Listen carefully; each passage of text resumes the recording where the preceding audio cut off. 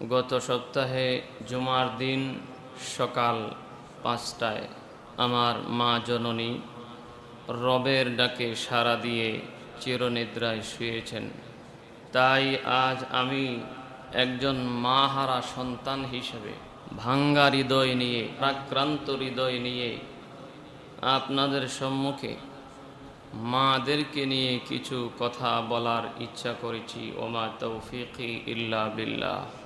আমরা জানি পৃথিবীর সর্বশ্রেষ্ঠ একটি নিয়ামত হলো মা।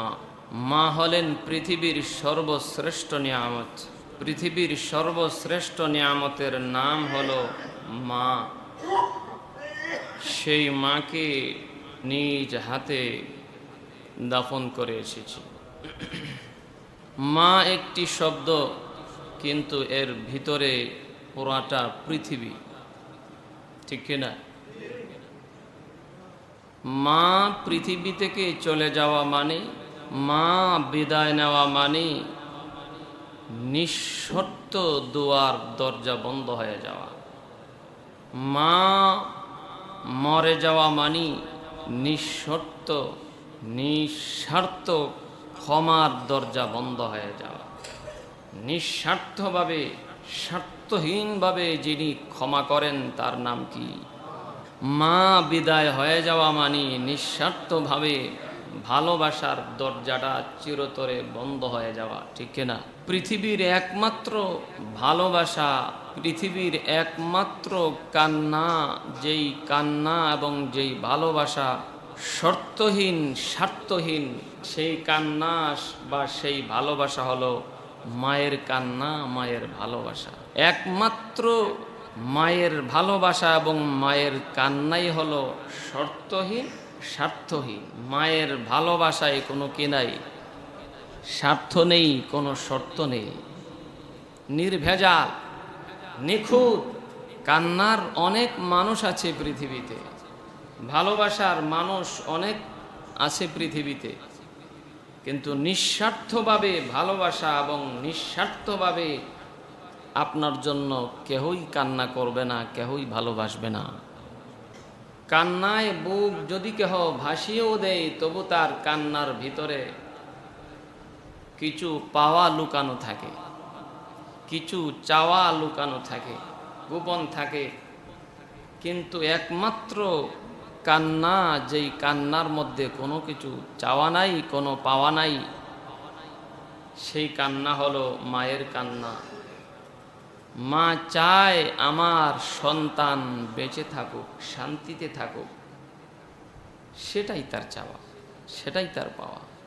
সন্তানের ভালোবাসায় যদি কোনো পাওয়া থাকতো, চাওয়া থাকতো, কোনো স্বার্থ থাকতো, তাহলে তো অনেক মায়ের সন্তান এমন আছে যারা প্রতিবন্ধী।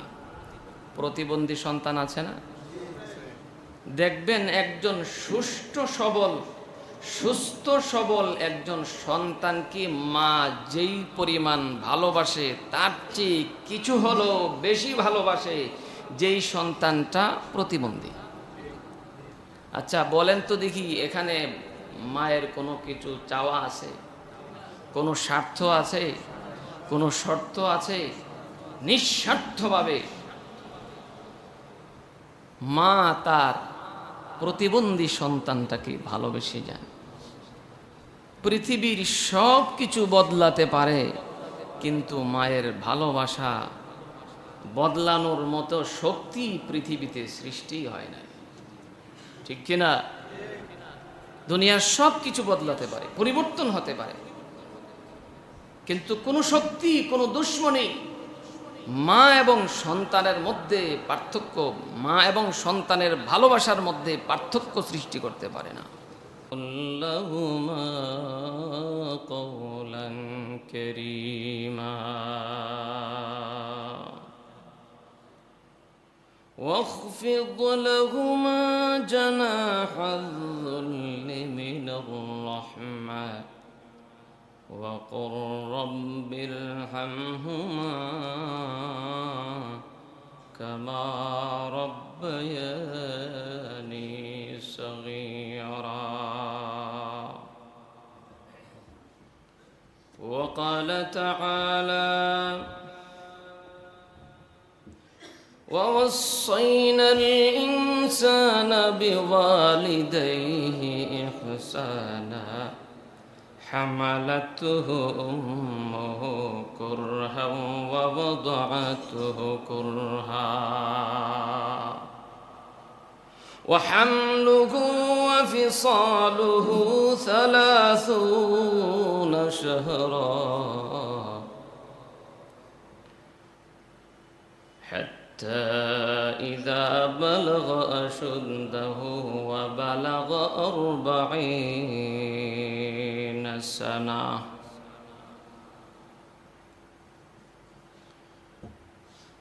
وقال تعالى: واعبدوا الله ولا تشركوا به شيئا وبالوالدين إحسانا.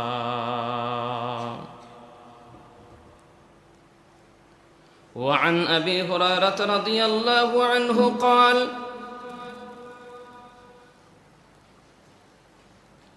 جاء رجل إلى رسول الله صلى الله عليه وسلم فقال: يا رسول الله، من أحق الناس بحسن صحابتي؟ قال: أمك. قال: ثم من؟ قال: أمك. قال: ثم من؟ قال: أمك. قال: ثم من؟ قال: أبوك.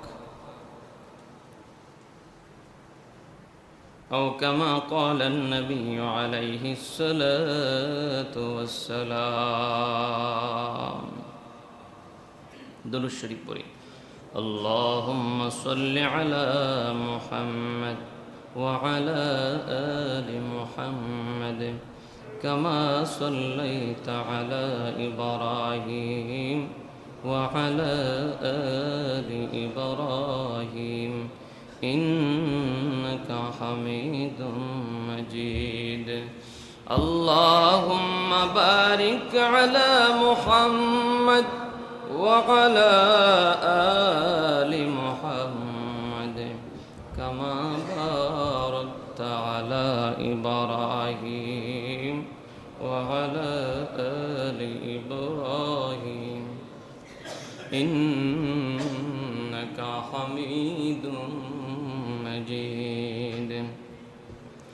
سبحان الله وبحمده سبحان الله العظيم. سبحان الله وبحمده سبحان الله العظيم. আল্লাহ রাব্বুল আলামিনের অশেষ মেহেরবানি, আল্লাহ সুবহানাহু ওয়া তাআলা, আল্লাহ তাবারাকা ওয়া তাআলা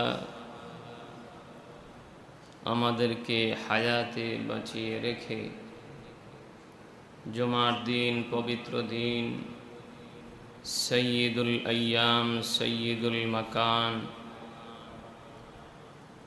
পৃথিবীর সর্বশ্রেষ্ঠ দিন এবং সর্বশ্রেষ্ঠ জায়গা আল্লাহ তাআলার ঘর মসজিদে এসে জুমার নামাজ আদায় করার লক্ষ্যে বসার তৌফিক দান করেছেন। এই জন্যে আল্লাহ তাআলার শুকর গুজার বান্দা হয়ে যাই। সকলেই সমস্বরে বলি আলহামদুলিল্লাহ।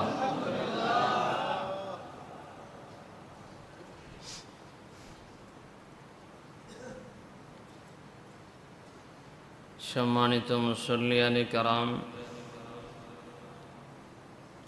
আপনারা অবশ্যই অবগত আছেন এবং শুনতেও পেরেছেন, দোয়াও করেছেন। গত সপ্তাহে জুমার দিন সকাল 5টায় আমার মা জননী রবের ডাকে সাড়া দিয়ে চিরনিদ্রায় শুয়েছেন। তাই আজ আমি একজন মাহারা সন্তান হিসেবে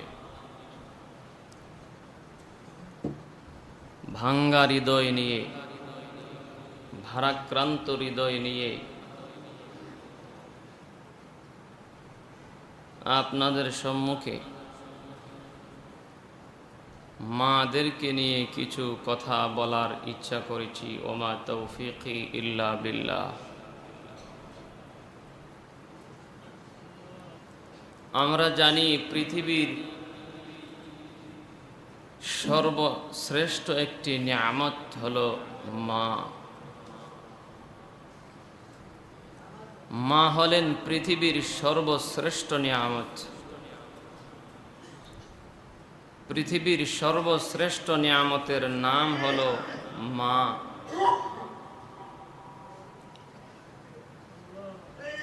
সেই মাকে নিজ হাতে দাফন করে এসেছি। মা একটি শব্দ, কিন্তু এর ভিতরে পুরাটা পৃথিবী, ঠিক কিনা?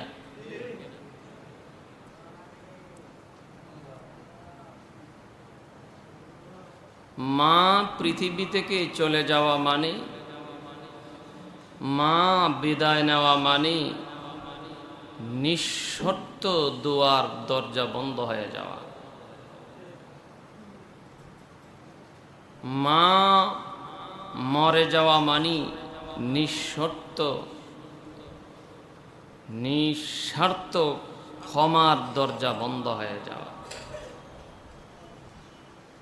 নিঃস্বার্থভাবে, স্বার্থহীনভাবে যিনি ক্ষমা করেন তার নাম কি? মা বিদায় হয়ে যাওয়া মানে নিঃস্বার্থভাবে ভালোবাসার দরজাটা চিরতরে বন্ধ হয়ে যাওয়া, ঠিক কিনা? পৃথিবীর একমাত্র ভালোবাসা, পৃথিবীর একমাত্র কান্না, যেই কান্না এবং যেই ভালোবাসা শর্তহীন, স্বার্থহীন, সেই কান্না বা সেই ভালোবাসা হলো মায়ের কান্না, মায়ের ভালোবাসা।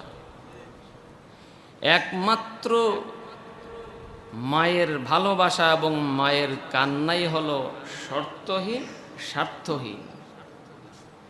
মায়ের ভালোবাসায় কোনো কি নাই? স্বার্থ নেই, কোনো শর্ত নেই, নির্ভেজাল, নিখুঁত।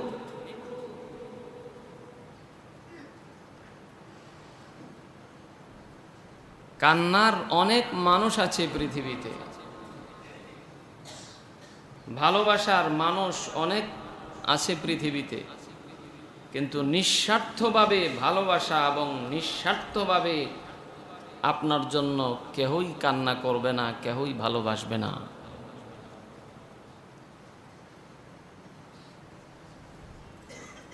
কান্নায় বুক যদি কেহ ভাসিয়েও দেয়, তবু তার কান্নার ভিতরে কিছু পাওয়া লুকানো থাকে, কিছু চাওয়া লুকানো থাকে, গোপন থাকে। কিন্তু একমাত্র কান্না, যেই কান্নার মধ্যে কোনো কিছু চাওয়া নাই, কোনো পাওয়া নাই, সেই কান্না হলো মায়ের কান্না। মা চায় আমার সন্তান বেঁচে থাকুক, শান্তিতে থাকুক, সেটাই তার চাওয়া, সেটাই তার পাওয়া।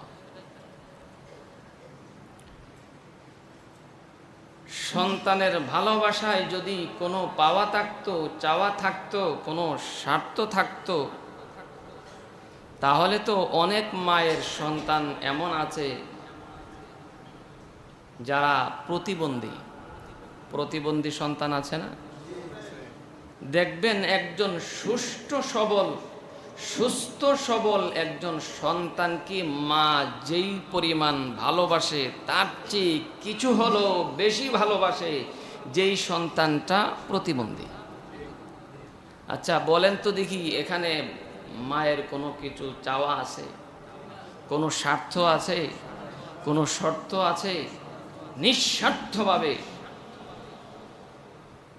মা তার প্রতিবন্ধী সন্তানটাকে ভালোবেসে যান।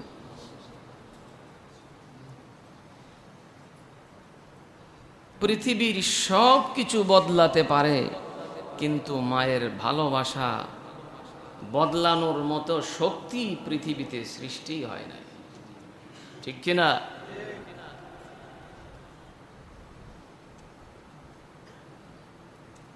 দুনিয়ার সব কিছু বদলাতে পারে, পরিবর্তন হতে পারে, কিন্তু কোনো শক্তি, কোনো দুশ্মনী মা এবং সন্তানের মধ্যে পার্থক্য, মা এবং সন্তানের ভালোবাসার মধ্যে পার্থক্য সৃষ্টি করতে পারে না। সন্তানের প্রতি মায়ের এত ভালোবাসা।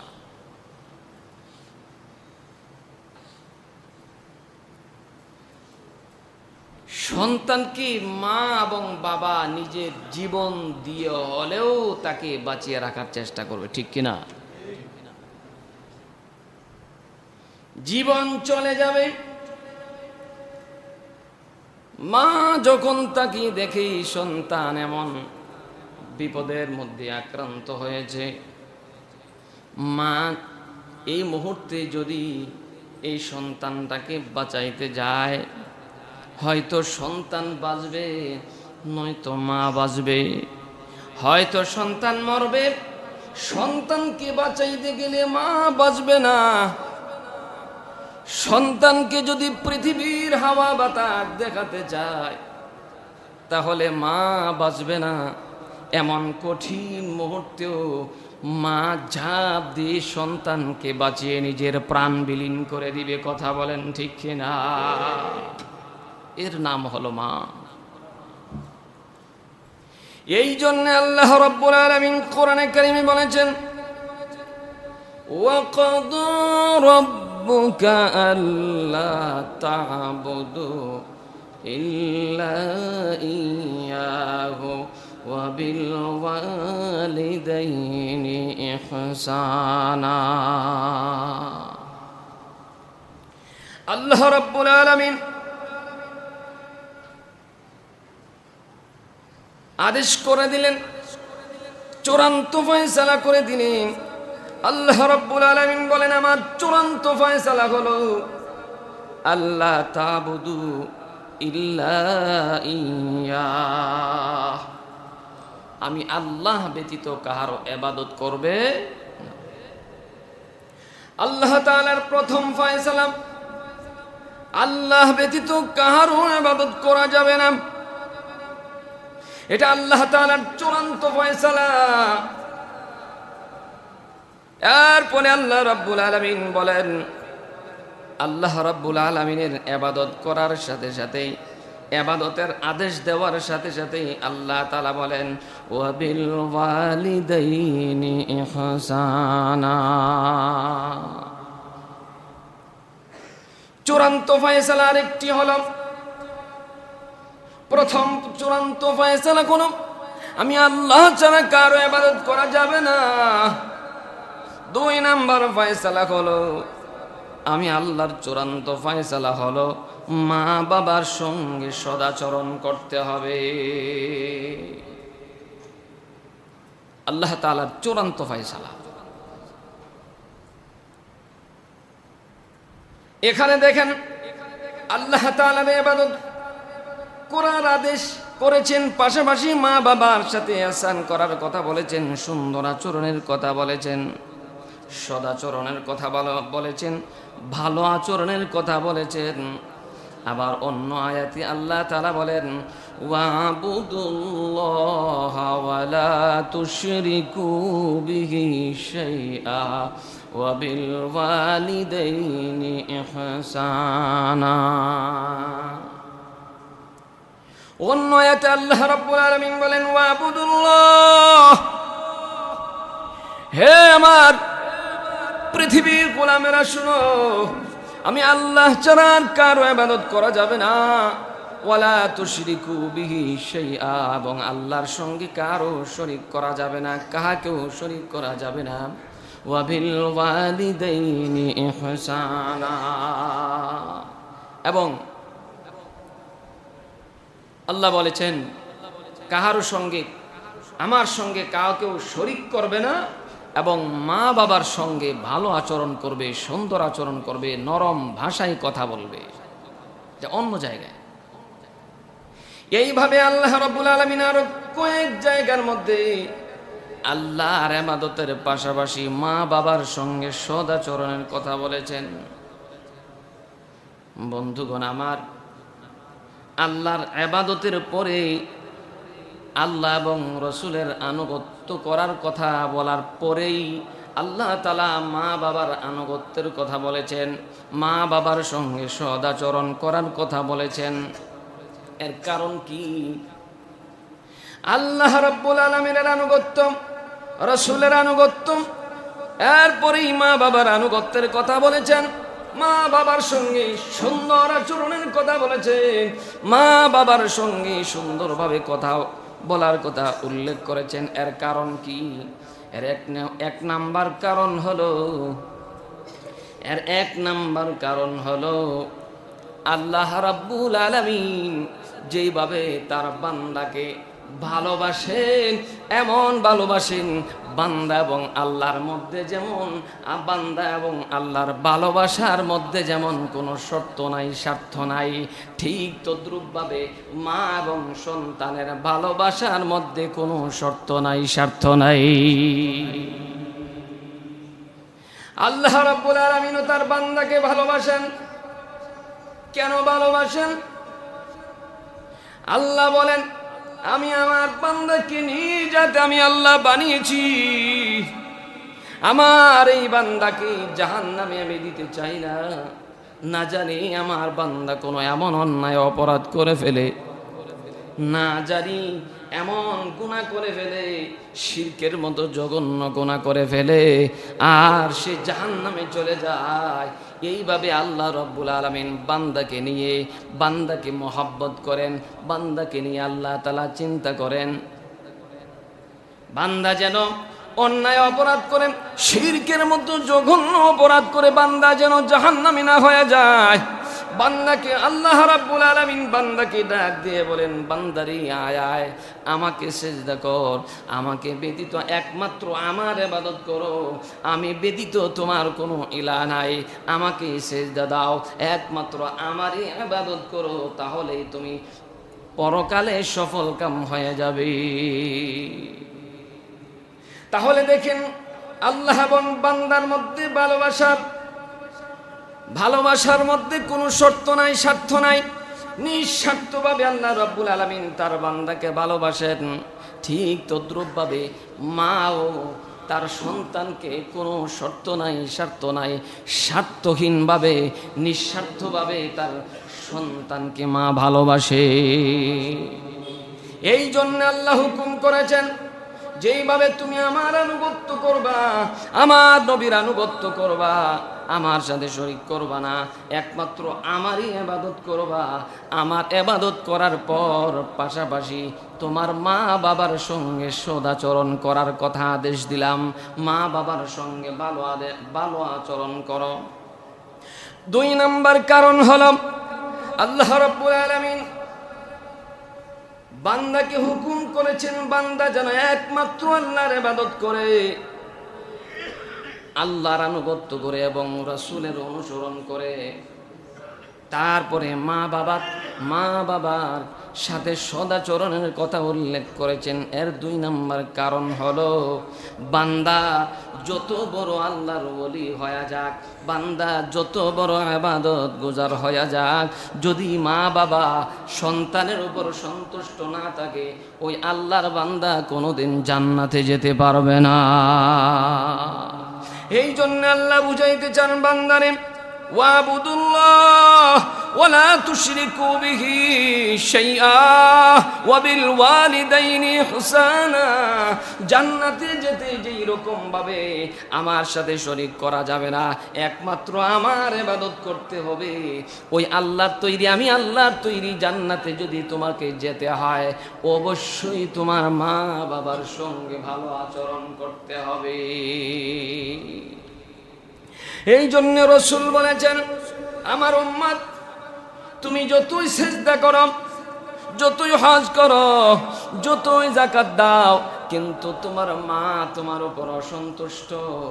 এই অসন্তুষ্ট মা বাবা যদি তোমার উপর অসন্তুষ্ট থাকে, আর আল্লাহ এবাদত তুমি করে যাও, রোজা রাখতেছ, নামাজ পড়তেছ, হজ করতেছ, যাকাত দিতেছ, আল্লাহর কোনো হক তুমি নষ্ট করো নাই, আল্লাহ রাসূল বলেছেন না না, তুমি আর কোনোদিন জান্নাতে যেতে পারবে না। কারণ রাসূল বলেছেন, রিদার রব্বি ফি রিদাল ওয়ালিদাইন। রাসূল বলেছেন, আমার আল্লাহ তখন সন্তুষ্ট হবে যখন তোমার মা বাবা তোমার উপর সন্তুষ্ট হবে। রিদার রব্বি রিদাল ওয়ালিদাইন, রিদার রব্বি ফি রিদাল ওয়ালিদাইন ওয়া সাখাতুর রব্বি ফি সাখাতিল ওয়ালিদাইন। আল্লাহ যদি কোনো বান্দার উপর অসন্তুষ্ট থাকেন, কোনো মা বাবা যদি তার সন্তানের উপর অসন্তুষ্ট থাকেন, তাহলে ওই সন্তানের উপর আল্লাহও অসন্তুষ্ট থাকে। অতএব আল্লাহকে, মা বাবাকে অসন্তুষ্ট রেখে, মা বাবাকে কষ্ট দিয়ে আল্লাহকে সন্তুষ্ট করা যাবে না। আল্লাহকে যদি সন্তুষ্ট করতেই হয়, তাহলে মা বাবাকেও কি করতে হবে? সন্তুষ্ট করতে হবে। এই জন্য রাসূল বলেছেন, রিদার রব্বি ফি রিদাল ওয়ালিদাইন ওয়া সাখাতুর রব্বি ফি সাখাতিল ওয়ালিদাইন।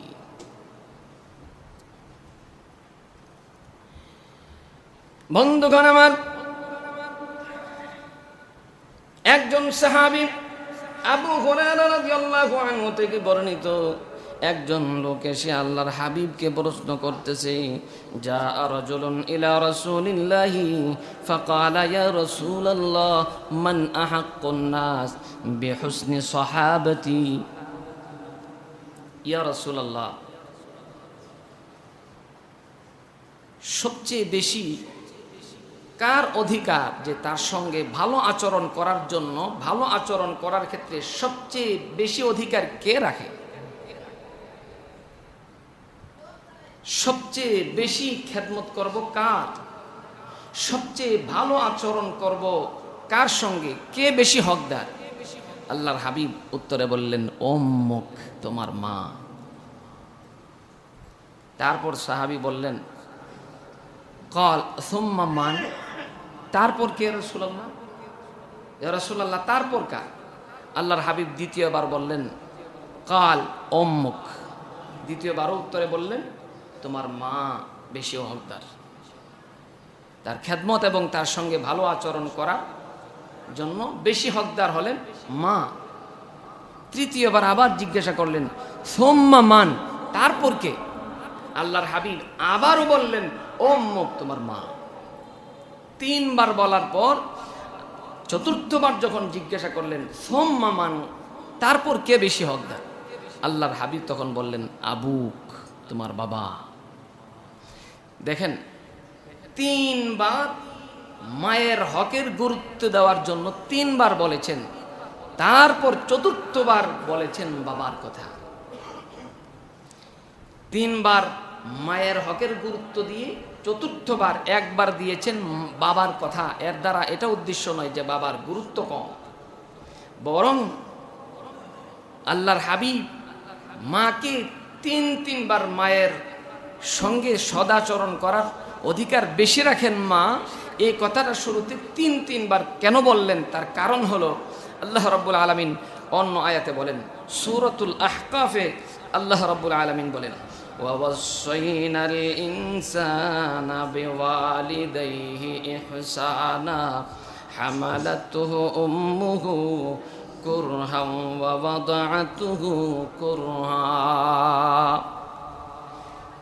আল্লাহ রাসূল সাল্লাল্লাহু আলাইহি ওয়াসাল্লাম তিনবার মায়ের অধিকারের কথা উল্লেখ করলেন। তার কারণ হলো আল্লাহ রাব্বুল আলামিন সূরাতুল আহকাফে এই কথার এই কারণগুলি উল্লেখ করে বলেছেন। তার কারণ হলো ওয়াসাইনাল ইনসানা বিওয়ালিদাইহি ইহসানা হামালাতহু উম্মুহু কুরহা ওয়া ওয়াদাআতুহু কুরহা।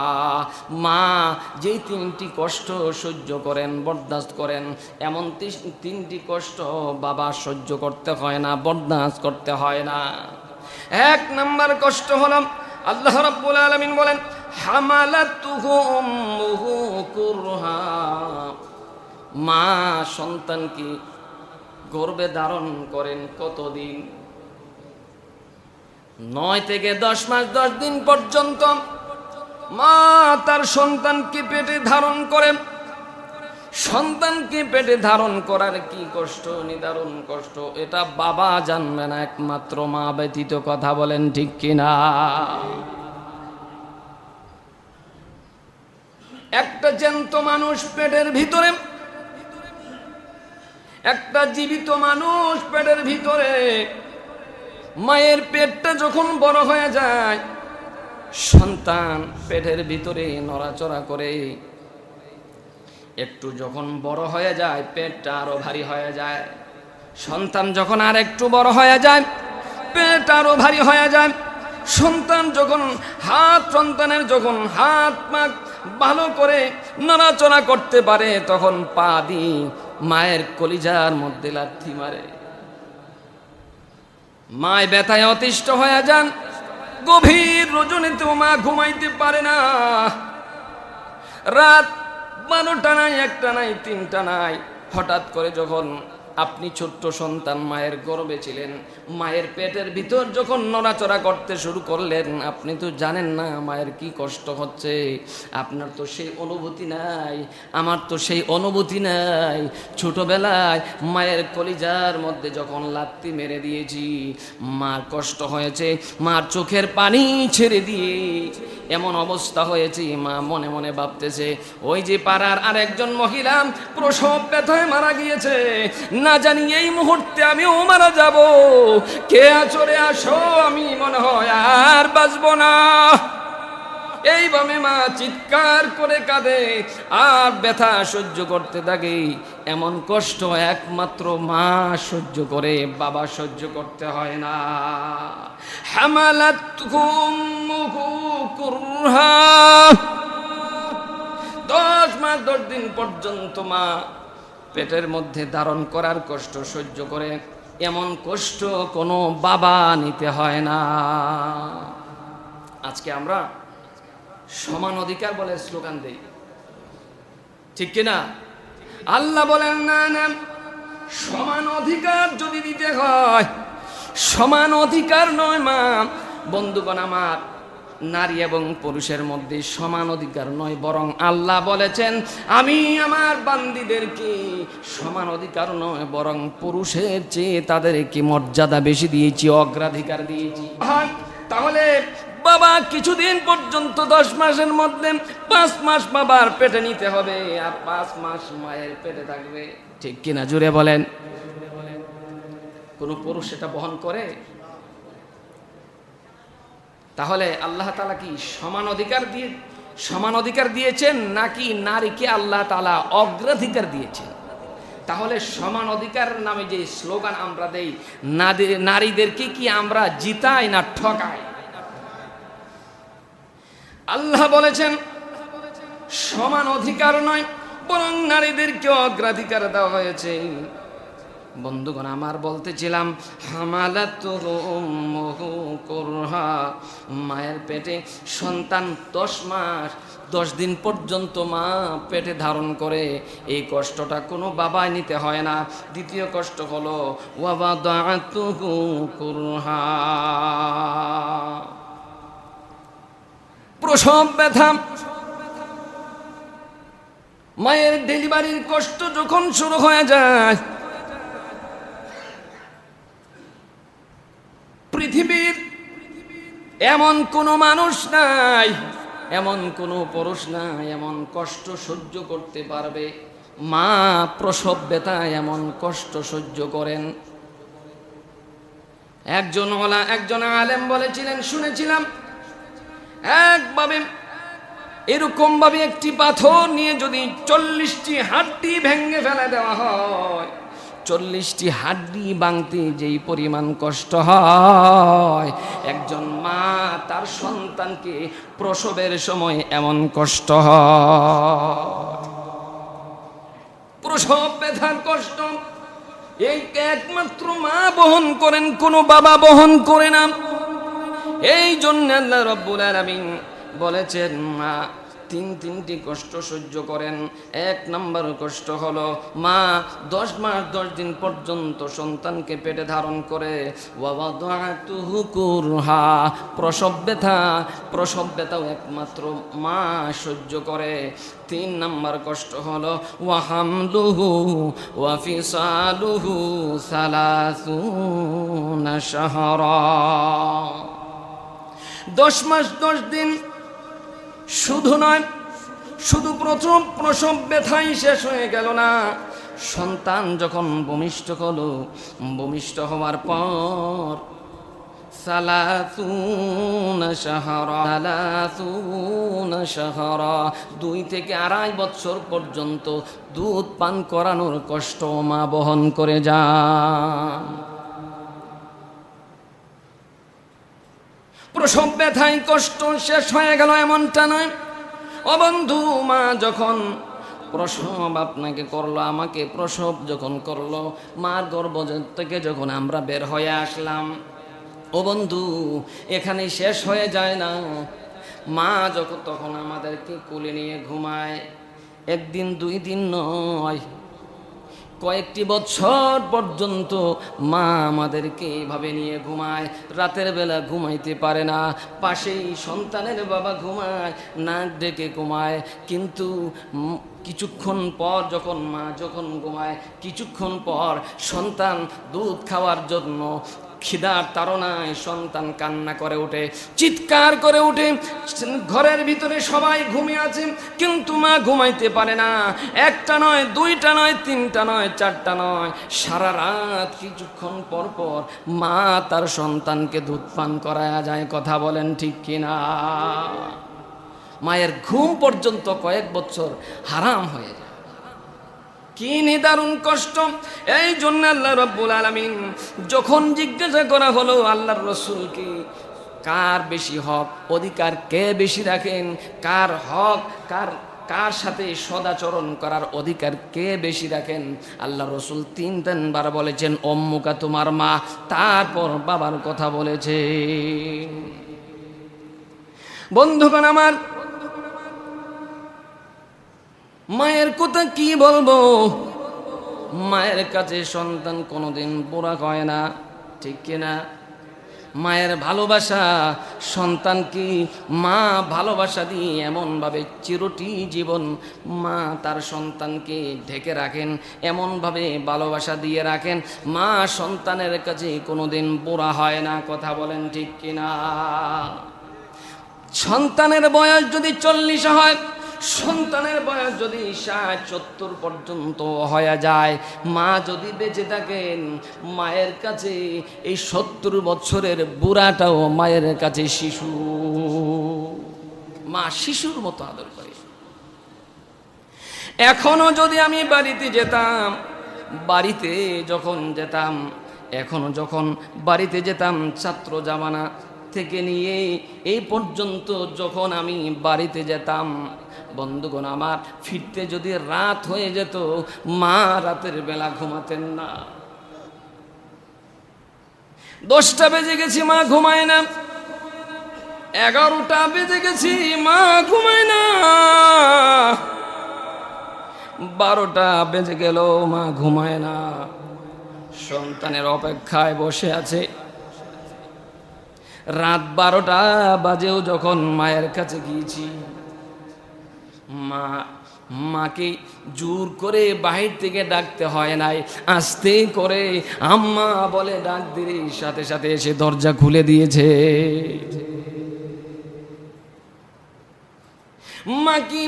মা সন্তানকে ভিতরে ঢুকাই, ঘরের ভিতর ঢুকাইয়া সন্তানকে আগে খাবার দিয়েছি। জিজ্ঞাসা করেছি, মা তুমি কি খেয়েছো? মা না খাবার বলেও মা স্বীকার করে না, খাইনি এ কথা বলে না, বলে বাবা আগে তুমি খাও, আমি খাচ্ছি। গভীর রজনী হয়ে গেল, মা চোখে ঘুম আসে না। মা যদি ইচ্ছা করে তবু খেতে পারে না, কারণ সন্তান এখন পর্যন্ত বাহিরে আছে। সন্তান যতক্ষণ পর্যন্ত ঘরে না ঢুকবে ততক্ষণ পর্যন্ত মার চোখে ঘুম আসে না। মায়ের ভিতরে খাবার যায় না, মুখের ভিতর পর্যন্ত খাবার যাবে না। জোর করে যদি মা খাবার মুখে দেয় তবু ভিতর পর্যন্ত যাবে না, মা বমি করে খাবার ফেলে দিবে। তার কারণ এখন পর্যন্ত তার সন্তানের মুখে খাবার ঢুকে নাই। তিনি হলেন মা। তিনি কে?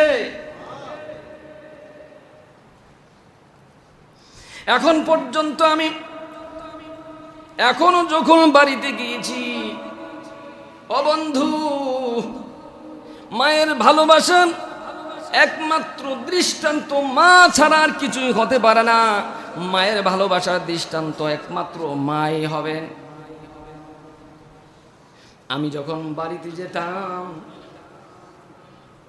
দূর থেকে যখন বাড়িতে যেতাম, ঘরে ঢুকে কোনোদিন ইচ্ছা করলেও কোনোদিন বিছানা আমাকে করতে দেয় নাই মা। ইচ্ছা করলেও আমি কোনোদিন মশারি টানাইতে পারি নাই। বুড়া হয়ে যাচ্ছি, তবু এখন পর্যন্ত বাড়িতে যখন গিয়েছি, মা এখন পর্যন্ত মশারি টানাইতে দেয় নাই। ডাক দিয়ে বলেছি, বাবা তুমি ঢুকো মশারির ভিতরে, আমি তোমার মশারি টানিয়ে দিব, তুমি ভিতরে ঢুকো না সুরবান্দি। যতক্ষণ পর্যন্ত মশারির ভিতরে না ঢুকবো ততক্ষণ পর্যন্ত আল্লাহর বান্দি এখান থেকে যাবে না। শুধু তাই নয় বন্ধুগণ আমার, আপনারা খেয়াল করেছেন কিনা আমি জানি না, দূর থেকে যখন বাড়িতে গিয়েছি, মশারি টানি যখন ভিতরে ঘুমিয়ে পড়লাম, মা ঘুমিয়ে পড়েছে এমনটা নয়, কিছুক্ষণ পর পর এসে মা চেক করে দেখে আমার সন্তানটা ঘুমাচ্ছে কিনা। না জানি কোনো কষ্ট হচ্ছে, না জানি মশা কামড়াইতেছে, এইভাবে শুধু মা খোঁজ খবর নিতে থাকে। আমি ফলো করে দেখেছি, মা চিন্তা করতেছে সন্তানটা কি ঘুমাইলো নাকি ঘুমাইলো না। এর জন্য আস্তে করে কাছে এসে মৃদু স্বরে ডাক দিয়ে বলতো কামাল, আস্তে করে ডাক দিত আব্দুল্লাহ। মানে বুঝতে চায় আসলে কি ঘুমে নাকি তার কষ্ট হচ্ছে। যতক্ষণ পর্যন্ত মা নিশ্চিত না হবেন সন্তান গভীর ঘুমে চলে গেছে, ততক্ষণ পর্যন্ত মা আপনার পিছনে ঘুরতে থাকবে, মার ঘুম আসে না। যখন বুঝবে সত্যিকারে সন্তান গভীর ঘুমে নিমজ্জিত হয়েছে, তখনই মায়ের চোখে ঘুম আসে। সুবহানাল্লাহ, তিনি হলেন মা। এই ক্ষুদ্র খেয়াল, এই ক্ষুদ্র অনুভব একমাত্র মায়েরই হতে পারে, ঠিক কিনা? এই ক্ষুদ্র অনুভব আর ক্ষুদ্র খেয়াল মা ছাড়া আর কেউ করতে পারে না। সন্তান যতই কষ্ট অনুভব করো, সন্তান যখন কষ্ট অনুভব করে, মায়ের ভিতরে, মায়ের বুকের ভিতরে জ্বালা শুরু হয়ে যায়, মায়ের ভিতরে ঝড় শুরু হয়ে যায়। সন্তান যদি কোনো কষ্টে নিপতিত হয়, মায়ের সিনার ভিতরে আগুন ধরে যায়। খোদার কসম, মায়ের সিনার ভিতরে আগুন ধরে যায়। সন্তান যতক্ষণ পর্যন্ত বিপদমুক্ত না হবে, সন্তানের জন্য মা ততক্ষণ পর্যন্ত তাসবিহ পড়তে থাকবে, সুবহানাল্লাহ। তিনি হলেন মা। এই জন্য আমি আমার সমস্ত মুসল্লি ভাইদেরকে অনুরোধ করব, মা বাবাকে কেউ কষ্ট দেবেন না, তাদেরকে খুশি রাখুন, তাদেরকে খুশি রাখুন। খুশি করতে বেশি কিছু লাগে না, মাকে বাবাকে খুশি করতে বেশি কিছু প্রয়োজন না। মাকে ডাক দিয়ে আম্মা বলে ডাকুন, মায়ের চেহারার দিকে তাকিয়ে মহাব্বতের সাথে মার চেহারার দিকে তাকিয়ে থাকেন, আম্মা বলে মহাব্বতের সুরে ডাক দিন। আর মহাব্বতের সুরে ডাক দিয়ে যখন চেহারার দিকে তাকিয়ে থাকবেন, আল্লাহ রাব্বুল আলামিন আপনার আমল নামায় কবুল হজের সওয়াব দিয়ে দিবেন। মায়ের কাছে বসুন, মায়ের মাথার কাছে বসুন, পায়ের কাছে বসুন, পায়ে তেল মালিশ করে দিন, মাথায় তেল লাগিয়ে দিন, হাত বুলিয়ে দিন। আর মাকে বলুন, মা আমার জন্য দোয়া করো, মা আমার জন্য দোয়া করো। দেখবেন মা আপনার জন্য দোয়া করতেছে, নিঃস্বার্থভাবে মা আপনার জন্য দোয়া করতেছে। খোদার কসম খেয়ে বলি, মা আপনার জন্য এমন দোয়া করে দিবে, আপনার জীবনে সফল হয়ে যাবে, সুবহানাল্লাহ। আপনার দুনিয়া এবং পরকাল সৌন্দর্যমণ্ডিত হয়ে যাবে। মাকে সন্তান যতই কষ্ট দেয়, সেই কষ্ট, সেই ব্যথা মা দিলের ভিতরে রাখে না, ঝেড়ে ফেলে দেয়। সন্তানের জন্য সর্বদাই শুধু দোয়া করতে থাকে, দোয়া করতে থাকে। মাকে সন্তান যতই কষ্ট দেয়, মা কখনো সন্তানের মৃত্যু কামনা করে না। সন্তান কষ্টে নিপতিত হোক, এটা কামনা কখনো মা করে না, কোনো মাই করে না। সে মুসলিম হোক আর অমুসলিম হোক, কোনো মাই এইটা কামনা করে না। এই জন্যে কোরআনের কারিমের মধ্যে আল্লাহ রাব্বুল আলামিন বলেছেন, মা যদি মুশরিকাও হয়, মা যদি মুশরিকা হয়, ওয়া ইন জাহাদাকা আলা আন তুশরিকা বিমা লাইসা লাকা বিহি ইলমুন ফালা তুতি'হুমা ওয়া সাহিবহুমা ফিদ দুনিয়া মারুফা। আল্লাহ রাব্বুল আলামিন বলেন, হে আমার বান্দা শুনে রাখো, তোমার ভালোবাসা তোমার মায়ের ভিতরে এমন ভাবে কলিজায় আমি ঢুকিয়ে দিয়েছি। শুনে রাখো, তোমার মা তোমাকে এমন ভাবে ভালোবাসে।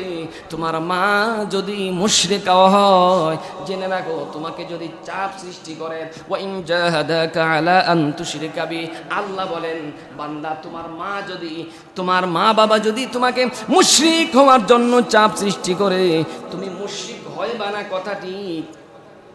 মা লাইসা লাকা বিহি ইলমুন ফালা তুতি'হুমা, এটা অনুসরণ করা যাবে না ঠিক, কিন্তু মা বাবার সাথে অসদাচরণ করা যাবে না। ওয়া সাহিবহুমা ফিদ দুনিয়া মারুফা, বরং দুনিয়ার মধ্যে তাদের সাথে সুন্দর আচরণ করতে হবে, ধমক দেওয়া যাবে না। ওয়াখফিদ লাহুমা জানাহায যুল্লি মিনার রাহমা واخفض لهما جناح الذل من الرحمة। বন্ধুগণ আমার, আল্লাহ রাব্বুল আলামিন বলেন, ইম্মা ইয়াবলুগান্না ইনদাকাল কিবারা আহাদুহুমা আও কিলাহুমা ফালা তাকুল লাহুমা উফ। ও আমার বান্দা শোনো, তোমার মা বাবা যখন বৃদ্ধ হয়ে যায়, মা যখন বৃদ্ধা হয়ে যায়, মা বাবা যখন বুড়া হয়ে যায়, বয়স হয়ে যায়, তখনের কথা আল্লাহ বলেছেন। মা বাবা যখন জোয়ান থাকে, জোয়ান থাকার কথা বলেছেন না। মা বাবা যখন জোয়ান থাকে, মা বাবা তখন তো নিজ হাতেই চলতে পারে, সব কিছু নিজেই করতে পারে, নিজের কামাই নিজে করতে পারে, সন্তানের উপর নির্ভর করতে হয় না। কিন্তু মা বাবার যখন বয়স হয়ে যায়, তখন মা বাবা নিজেই কিছু করতে পারে না। তখন অনেক সন্তান আছে মা বাবার উপর অসন্তুষ্ট হয়ে যায়, মা বাবা বাবাকে রুজি করে খাওয়াইতে হয়, মা বাবার খেদমত করতে হয়, সদা সর্বদা মায়ের পিছনে থাকতে হয়। এই জন্য অনেক সন্তান অসন্তুষ্ট হয়ে যায়। তাই আল্লাহ রাব্বুল আলামিন ওই সময়ের কথা উল্লেখ করে বান্দাকে আল্লাহ তাআলা নসিহত করে বলেন, ইম্মা ইয়াবলুগান্না ইনদাকাল কিবারা আহাদুহুমা আও কিলাহুমা ফালা তাকুল লাহুমা উফ। বান্দা আমার, তোমার মা অথবা বাবা কোনো একজন যখন বৃদ্ধ অথবা বৃদ্ধা হয়ে যায়, আও কিলাহুমা কোনো একজন যখন বৃদ্ধ অথবা বৃদ্ধা হয়ে যায়, ফালা তাকুল লাহুমা উফ, এমন কোনো শব্দ ব্যবহার করবা না, এমন কোনো শব্দ মুখের মধ্যে জবানের মধ্যে আনবা না যেই শব্দটা উফ বলতে হয়। উফ উফ কিন্তু আমাদের ভাষাও কিন্তু উফ, ইস